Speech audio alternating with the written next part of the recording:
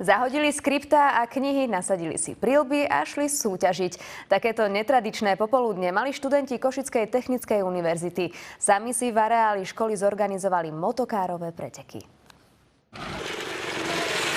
Do pretekov sa prihlásili viac ako 300 študentov. Z nich sa do ďalších súbojov kvalifikovala približne pätina. Dali sme sa dokopy nejaká partia a v podstate od včera od 7 tu makáme, nosíme tu pneumatiky, organizujeme tráť a ideme sa konečne povoziť. Tento kampus si už dlhšie pýtal niečo väčšie, lebo tento kampus je vážne veľký, je to pekný areál, máme tu proste veľmi veľa priestoru a bol nevyužitý. Celkom fajn, len studené gumy sú, takže sa strašne šmyká. Super, skvelé, že niekoho napadlo niečo také zorganizovať. No a trať sme si vyskúšali aj my.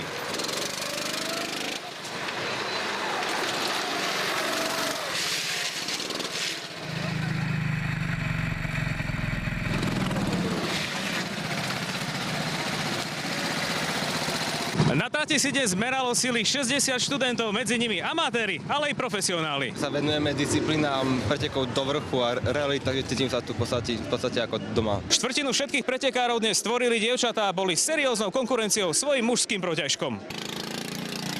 Je to fajn, je to adrenalín, proste tá vôňa toho motora a toho oleja, je to fakt super. Tak bolo to zaujímavé, keďže brzda je citlivá. Teraz som bol vlastne prvýkrát, tak dúfam, že aspoň do tej prvej osmičky sa dostanem. Aké to bolo? Vynikajúce, je to super pocit, plný adrenalínu. Boli aj takí, ktorí si zajazdili vo niečo väčšom pohodlí. Aspoň tak. Aké to je? Topka. Keď to porovnáš s tým reálom?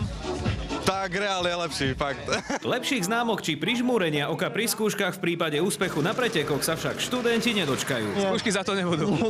Nedostajem žiadne lepšie známky ani nič. Naopak nejaký postih pre tých, ktorí skončia na posledných miestach? Nie, to určite nie. Z Košíc, Jozef Demeter, televízia Markíza.